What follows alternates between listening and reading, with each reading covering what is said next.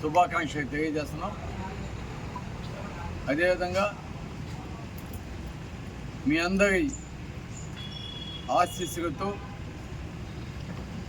2 సార్లు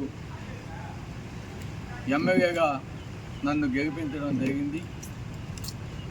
3వసారి మళ్ళా గౌరవ ముఖ్యమంత్రి జగన్మోహన్ రెడ్డి గారు మీ అందరికీ సేవ చేసేదానికి కాను మళ్ళా 3వసారి నాకు ఎమ్మెల్యే అభ్యర్థిగా ప్రకటించడం జరిగింది.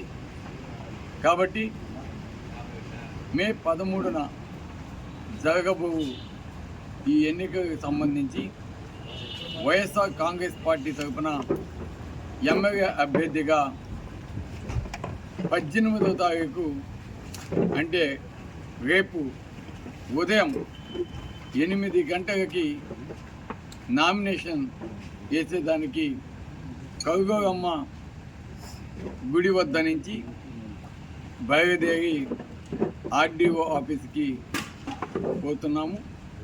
కాబట్టి ముఖ్యంగా వైఎస్ఆర్ కాంగ్రెస్ పార్టీ నాయకులకు, కార్యకర్తలకు, అదేవిధంగా జగనన్న మరియు వైఎస్ రాజశేఖర రెడ్డి గారి అభిమానులకు,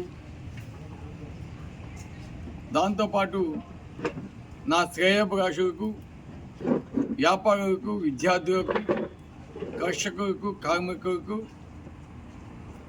అందరికీ చెప్పేది, మీ అందరూ కూడా ఈ కార్యక్రమానికి విచ్చేసి మీ అందరి ఆశీర్వాదాలు గతముగా లాగే నాకు ఇవ్వాలని నేను మనసారా కోరుకుంటున్నాను.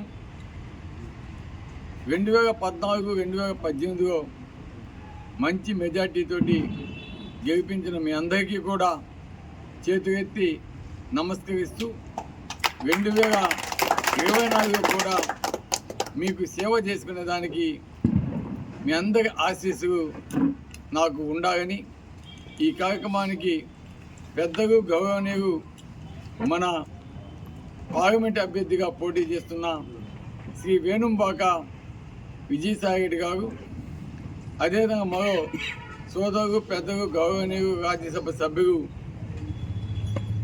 బీదా మస్తాన్ రమణ గారు, అదేవిధంగా మరో సోదరులు మాజీ శాసనసభ్యులు కాటంరెడ్డి విష్ణువర్ధన్ రెడ్డి గారు అందరూ కూడా పాలు పంచుకుంటారు.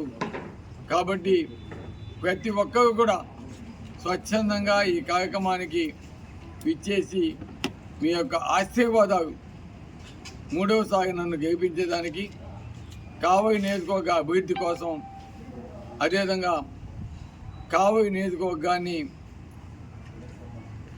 సుందరంగా తీర్చిదిద్దేదానికి గాను, బ్రహ్మంగా చెప్పినట్టు కావలిని కనకపట్నంగా చేసేదానికి గాను తప్పకుండా మీ అందరి ఆశీస్సులు ఇవ్వాలని నేను మనసాగా కోరుకుంటూ ఈరోజు ఈ సమావేశాన్ని ఏర్పాటు చేయడం జరిగింది.